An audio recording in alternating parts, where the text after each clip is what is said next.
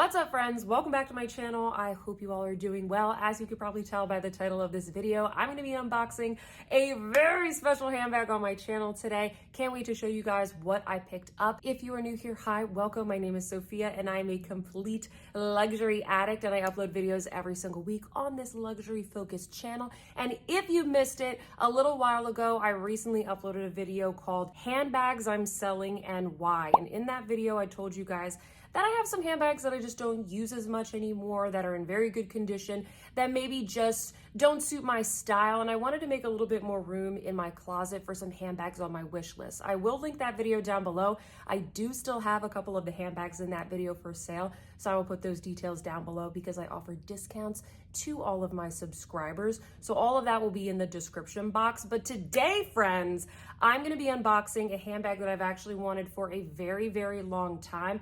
I have been scouring both the boutiques and also the Preloved websites for just the right color, just the right leather in this handbag.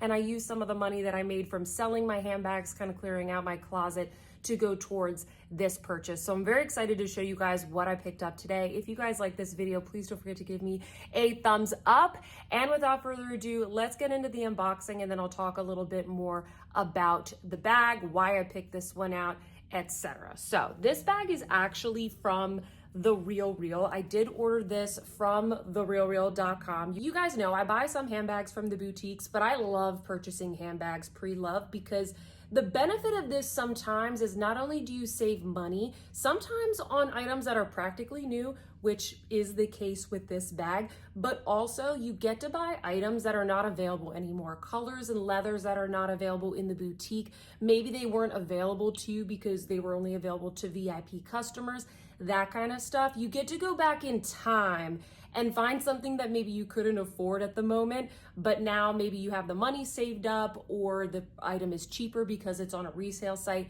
You guys know what I mean. If you guys are interested in learning a little bit more about how to save money on pre-loved items, I do have a video where I talk through all of my favorite sites to buy pre-loved luxury goods, kind of like the pros and the cons. So I can link that down below. I'm a big fan. I'm creating a lot more pre-loved content on my channel because the prices have been so bad in the boutiques. But enough of that, friends. I'm just gonna show you the bag that I got. If you all have been watching my channel, you might know that this actually is a bag that I've been wanting for a very long time. And I did sell some of my bags specifically because I wanted to pick up one of these bags. So let me show you what I got. It just comes in its own little RealReal dust bag. There's no Dior dust bag. It is a Dior bag, and the bag that I got is the Dior 30 Montaigne. This is in the larger medium size, and this specific model comes in a beautiful blue,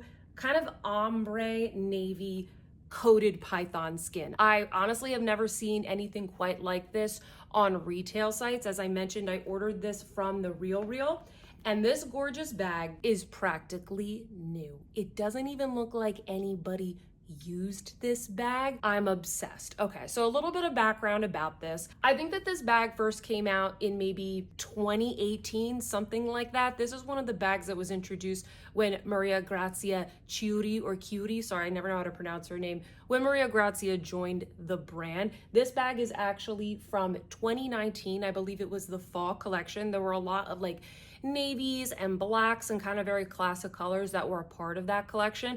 I really love that one. That was one of the standout ones when I think of Maria Grazia and kind of like her debut at Dior. Also, fun fact, friends, every Dior bag does come with a serial number. It's one of the things that authenticators will use to authenticate the bag. And on the serial number, there will be numbers that indicate the year that the bag was produced. So you have an idea of what season it was a part of. So that's just a little fun fact for you. This is from the 2019 collection.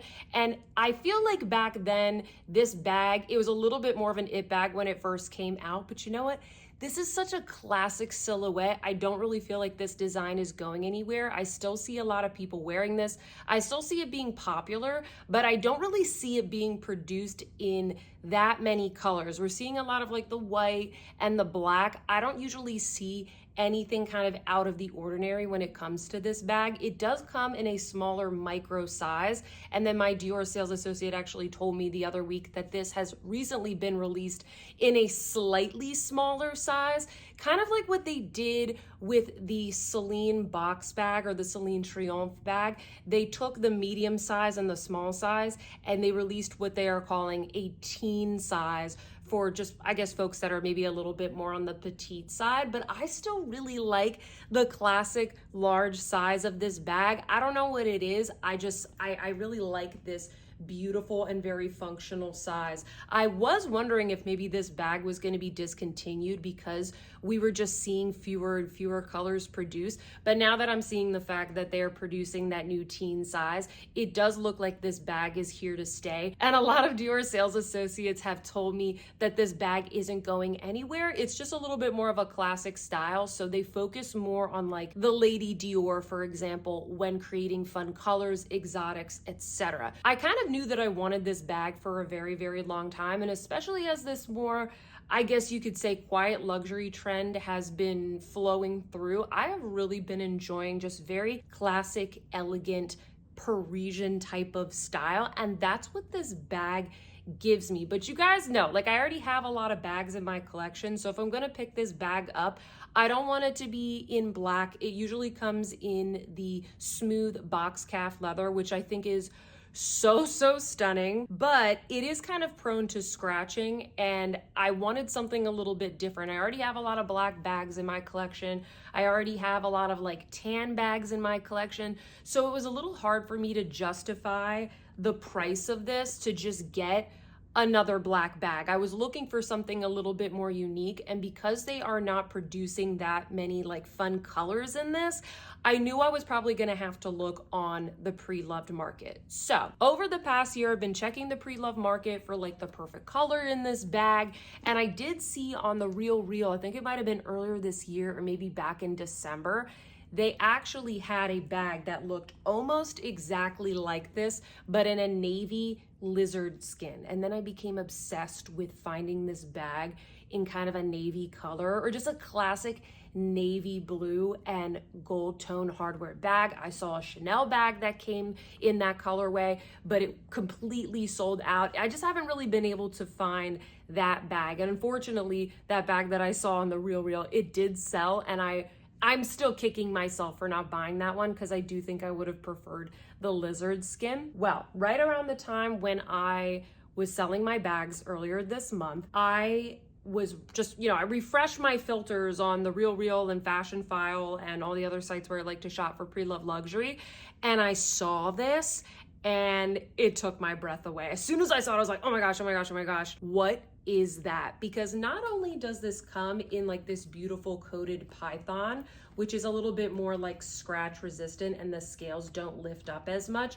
but hopefully you guys can tell it has this really pretty subtle ombre effect. And it's subtle. It's not super in your face because you can find these bags in kind of like fabric prints, and there have been some more ombre styles in the past, but I really like how pretty and subtle and elegant this is. And I do think because it's such a simple bag, it can kind of handle more of like a texture and also a slightly more fun, I guess, color treatment, if that makes sense. If you have a very busy bag that has a lot of crazy hardware and doodads and all kinds of zippers and that kind of stuff, I feel like it looks a little bit too much if you get it in an exotic leather.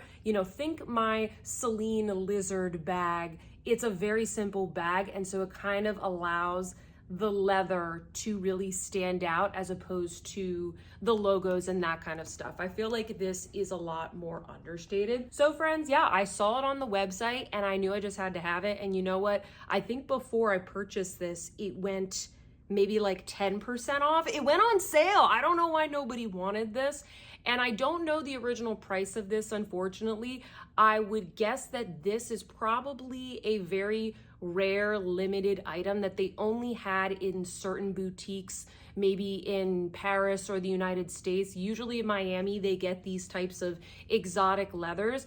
I really don't see this in the Boston boutiques. You know, they might get a couple, but like I said, it's usually in something like the Lady Dior bags that sell through a little bit more. So I don't know what the original price of this was, friends, because they don't list the prices of exotics on the Dior website. And once again, this is kind of a rare find, but the full price of a regular box calf leather 30 Montaigne bag in this size is $39 US. So about $4,000 when you add the tax in. And I picked up this one, which probably realistically went for double the price in this exotic leather. I picked this one up for $1,000 less than the regular one that you can get at the boutique. I think this was on sale for about $2,800. So I think that's a pretty good deal to pick up something that is practically new. There's like a couple little signs of wear.